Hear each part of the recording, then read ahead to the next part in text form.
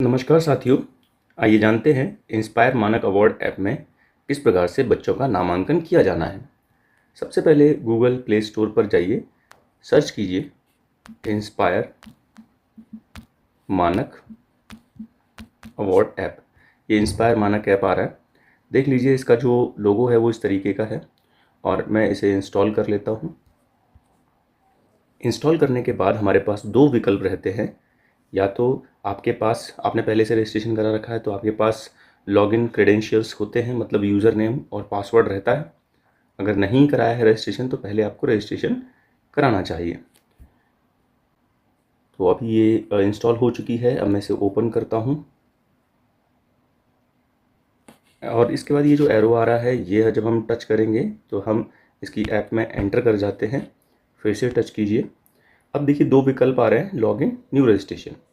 अगर वही चीज़ अगर रजिस्ट्रेशन पहले से है तो लॉगिन पे जाएंगे, नहीं है तो पहले रजिस्ट्रेशन करेंगे। मैं मान के चलता हूँ रजिस्ट्रेशन नहीं है तो न्यू रजिस्ट्रेशन पे जाते हैं। सबसे पहला काम विद्यालय का यूडाइस कोड डालना रहेगा।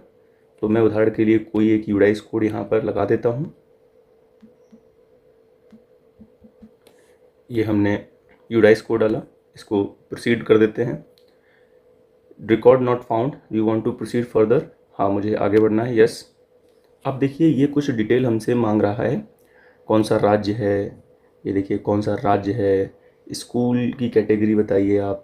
यहाँ पे आपको बस ये बताना है कि भाई जनरल स्कूल है या केवीएस, जेएनवी स्कूल, सैनिक स्कूल में तो नहीं आते। तो नीचे के तीन विकल्प तो सामान्यतः नहीं है, जनरल में आप इसको क्लिक कर दीजिए। बोर्ड कौन सा है तो स्टेट बोर्ड रहेगा। स्टेट हम सेलेक्ट कर लेंगे अपना यूपी, उत्तर प्रदेश। इसके बाद डिस्ट्रिक्ट सेलेक्ट कर लेंगे तो डिस्ट्रिक्ट यहाँ आपको मिल जाएगा। एटा आप सेलेक्ट कर लीजिए, इसमें स्क्रॉल डाउन करके देख लीजिए, ये रहा एटा।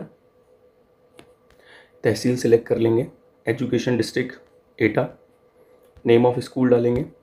देखिए नेम ऑफ स्कूल जब आप इसमें लगाएंगे, मैं फिल कर देता हूँ पहले डिटेल्स। तहसील, उदाहरण के लिए तीन ऑप्शन आ रहे हैं। अगर अलीगंज या जलेसर को आप बिलोंग नहीं करते हैं तो आप एटा पे चले जाइए। अब इसके बाद स्कूल नेम लिस्ट खुल के आती है, इसमें आप स्क्रॉल डाउन करके सर्च कर लीजिए कि आपका विद्यालय कौन सा है। यदि नहीं है, नहीं मिल रहा है आपको अपना विद्यालय इस लिस्ट में, तो सबसे नीचे जब आप जाएंगे इस लिस्ट में आप देखेंगे एक अदर का ऑप्शन रहेगा। तो देख लेते हैं, यहाँ पे मान लीजिए कि नहीं मिल रहा मुझे मेरा विद्यालय, तो एक लंबी लिस्ट है सारे विद्यालयों का, इसमें संकलन किया गया है। देखिए अदर ऑप्शन आ रहा है सबसे नीचे, ये ऑप्शन आपको दिख रहा है। इस ऑप्शन पे जब आप टच करेंगे तो अपने आप यहाँ पर स्कूल का नाम आपसे मांगा जाएगा। यहाँ पे स्कूल का नाम आप यहाँ एंटर कर दीजिए, एड्रेस एंटर कर दीजिए, पिन कोड डाल दीजिए, फ़ोन नंबर ये छोड़ दीजिए, फैक्स नंबर, ईमेल। ईमेल जो आप यूज़ करते हैं, जो ईमेल आईडी, जो विद्यालय की ईमेल आईडी हो या जो भी एक्सेसिबल हो, जो आप यूज़ करते हो, वो ईमेल आईडी सही होनी चाहिए क्योंकि इसी पर आपको पासवर्ड और यूज़र नेम की प्राप्ति होती है। इसके बाद वेब एड्रेस अगर है तो ठीक है, नहीं तो छोड़। यहाँ आपको परमानेंट मोबाइल नंबर देना है। और ग्रामीण क्षेत्र है या शहरी है आपके विद्यालय का, तो उसके हिसाब से रूरल या अर्बन यहाँ से सिलेक्ट कर लेंगे। कैटेगरी क्या है स्कूल की देख लीजिए, इसमें कौन सा कैसा कैटेगरी है, central government, local body, private, aided या अनएडेड है, तो वो सिलेक्ट करेंगे। लेवल ऑफ द स्कूल क्या है, अगर 1 से 8 तक है तो मिडिल पे जाइए, बाकी 10 तक है तो आप हायर सेकेंडरी सेलेक्ट कर सकते हैं, और 12 तक है, मान लीजिए 12 तक है तो सीनियर सेकेंडरी या सेकेंडरी सेलेक्ट कर दीजिए।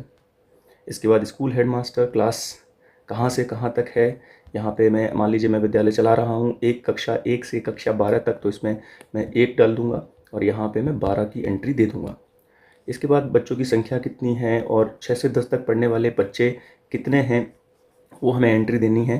टोटल नंबर ऑफ़ टीचर्स मेरे विद्यालय में कितने हैं वो मुझे यहाँ पे एंट्री देनी है। उसके बाद यहाँ आप देखेंगे साइंस टीचर्स की संख्या मांगी गई है आपके विद्यालय में, तो वो 30 में से कितने साइंस टीचर्स हैं वो एंट्री मुझे देनी है। इसके बाद साइंस लैब आपके विद्यालय में है कि नहीं है वो आपको यहाँ पर यस नो करना है। एंड फाइनली आप जो फॉर्म ये फिल कर रहे हैं वो अपना नाम, अपना पद और अपना कॉन्टैक्ट नंबर यहाँ पे एंटर करके सबमिट कर देंगे। जब आप इसे सबमिट करते हैं तो ये जो आपका फॉर्म है ये जाता है डिस्ट्रिक्ट अथॉरिटी के पास। डिस्ट्रिक्ट अथॉरिटी के पास जब ये फॉर्म जाता है तो वहाँ से वेरीफाई किया जाता है कि आपके द्वारा दी गई डिटेल सही है कि नहीं। जब वेरीफाई करके वहाँ से अप्रूवल मिलता है तब आपके ईमेल आईडी पर, जो आपने ईमेल आईडी, इसीलिए मैं कह रहा था ईमेल आईडी सही सही आपको यहाँ देनी है। इस पर ओटीपी भी आएगा। अगर देखिए यहाँ पे एक थोड़ा सा समस्या रहती है कि जब आप जो ईमेल आईडी यहाँ पे फिल करते हैं उसके बाद ओटीपी ये मांगता है, तो ओटीपी हो सकता है आपके ईमेल के इनबॉक्स में आने की जगह स्पैम में चला जाए, जंक में चला जाए, तो वो आप चेक कर लीजिएगा। कोई भी अगर समस्या आती है तो जो आपके डिस्ट्रिक्ट लेवल पे समस्या के समाधान के लिए कुछ हेल्पलाइन नंबर्स दिए हुए हैं, आप उनसे तुरंत संपर्क करें। तो ये एक पेज का फॉर्म है, बहुत ज़्यादा समय नहीं लगने वाला है। इसमें कोई बहुत कुछ दस्तावेज ऐसे विशेष नहीं मांगा गया है, बेसिक डिटेल मांगी गई है, तो ये आप आसानी से भर सकते हैं। एक बार हमने रजिस्ट्रेशन कर दिया है, अप्रूवल हमें मिल गया है, हमारी ईमेल पर हमें यूज़र नेम और पासवर्ड प्राप्त हो चुका है। इसके बाद अब हम लॉगिन की प्रक्रिया जान लेते हैं कि किस तरीके से बच्चों को हमें ऐड करना रहेगा। अब देखते हैं कि हमें बच्चों को ऐड करके किस प्रकार से नामांकन करना है। तो लॉगिन करते हैं। इसमें सबसे पहले यूज़र नेम हमें देना है जो हमें ईमेल आईडी पर प्राप्त हुआ है। यदि नहीं प्राप्त हो रहा है, डिस्ट्रिक्ट अथॉरिटी से संपर्क करिए। ये एक उदाहरण के लिए मैं एक यूज़र नेम और पासवर्ड यहाँ पे एंटर कर रहा हूँ। ये हुआ लॉगिन। अब ये जैसे आप लॉगिन करते हैं तो आप देखेंगे कि इस तरीके से आपका नाम और जो ऐप कोड है ये बहुत इंपॉर्टेंट है।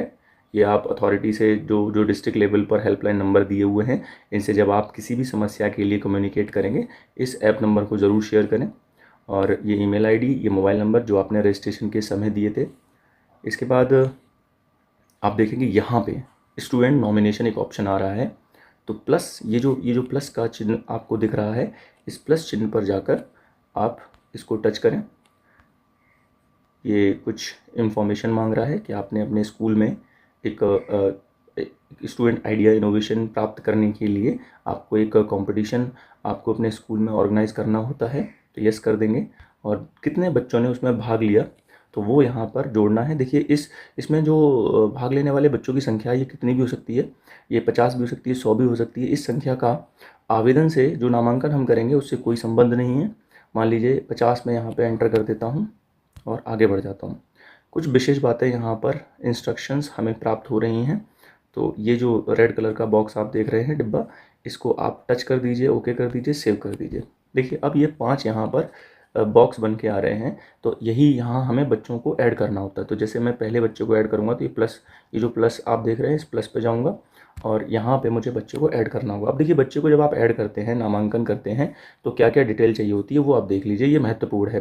तो बच्चे का नाम, सबसे पहले बच्चे का नाम, पिता का नाम, माता का नाम, जेंडर, लिंग, फिर उसके बाद date of birth, Aadhaar number चाहिए यहाँ पे। फिज़िकली हैंडीकैप तो नहीं है बच्चा, अगर है तो yes, otherwise no. Contact number बच्चे का, ईमेल एड्रेस आप दे सकते हैं। देखिए जो जहाँ जहाँ ये आप देख रहे हैं, ये रेड कलर का जो स्टार लगा हुआ है, ये देखिए यहाँ लगा है, यहाँ लगा हुआ है, ये कॉलम तो हमें भरने ही भरने हैं, ये आवश्यक है। बाकी जो रेड कलर नहीं है, जहाँ जैसे इसमें आप देखिए ईमेल एड्रेस में नहीं है, तो ये क्या वैकल्पिक है, अगर है तो भर दीजिए, नहीं तो कोई बात नहीं है।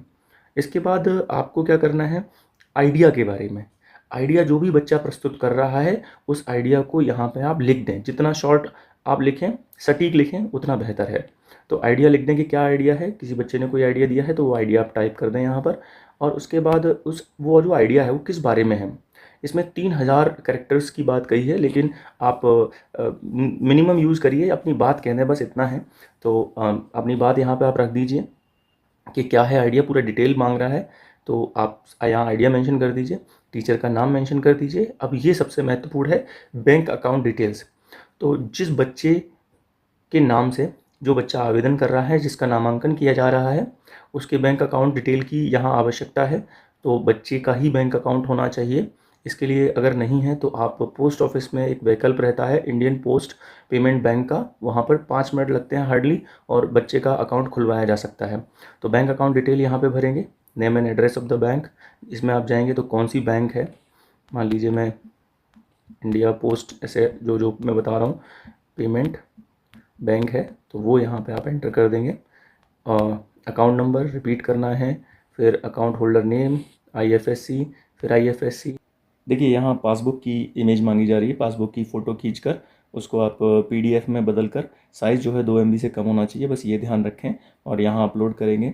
इसके बाद सिनॉप्सिस की लैंग्वेज क्या है, किस भाषा में लिखी गई है, और उस सिनॉप्सिस का फ़ोटो आप खींचेंगे। और देखिए इसमें एक चीज़ है जो महत्वपूर्ण है कि सिनॉप्सिस केवल पीडीएफ या वर्ड फॉर्मेट में ही होनी चाहिए, और दूसरी बात उसका जो साइज़ है 2 MB से कम होना चाहिए। तो इसका विशेष ध्यान रखा जाए कि पीडीएफ या वर्ड, मतलब टाइप करके जो वर्ड फाइल बनती है उसको डायरेक्ट अपलोड कर दें, या फिर फ़ोन से अगर फ़ोटो खींच रहे हैं तो कई सारे ऐप आते हैं जो पीडीएफ में कन्वर्ट करते हैं, तो पीडीएफ में कन्वर्ट करके ही अपलोड किया जाएगा।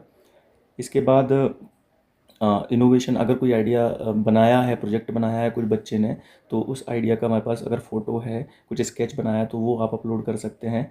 फिर वीडियो अगर कुछ है बच्चा जिसमें डिटेल बता रहा है, अगर नहीं है तो ये वैकल्पिक है, इसको आप छोड़ के सेव करके आगे बढ़ जाइए। जब आप सेव कर देंगे तो वापस से आपके पास यही बॉक्स खुलेगा। क्या करेंगे, दूसरे बच्चे दूसरे ऑप्शन पे जाएंगे, दूसरे बच्चे को ऐड करने के लिए फिर से प्लस करेंगे, और स्टूडेंट का फ़ोटो और अपलोड करना रहता है। तो सबसे पहला काम यहाँ फ़ोटो और अपलोड करने का है। तो आप कैमरे से खींच रहे हैं तो कैमरे डायरेक्ट खींच रहे हैं तो कैमरे पे जाएं, पहले से खींच के रखा आपके फ़ोन में है तो गैलरी पे जाके आप सर्च कर लें। इस तरीके से आप बच्चे का फ़ोटो अपलोड कर देंगे। बाकी डिटेल मैंने यहाँ आपको बता ही दी है, उसको आप फिर से दोबारा से फिल कर दीजिए और फिर से सेव कर दीजिए। फिर आप जैसे ही सेव कर देंगे तो अपने आप ही यहाँ ये वाले ऑप्शन पे आ जाएंगे, और फिर से ऐड स्टूडेंट करेंगे एक और, ऐसे ही 4-5 फाइनल। जब आप पाँचों ऐड कर देंगे तो यहाँ नीचे का ऑप्शन आएगा फॉरवर्ड टू डिस्ट्रिक्ट अथॉरिटी, और उसके बाद आप फॉरवर्ड टू डिस्ट्रिक्ट अथॉरिटी कर दीजिए। आपकी तरफ से नामांकन प्रक्रिया संपन्न हो जाएगी।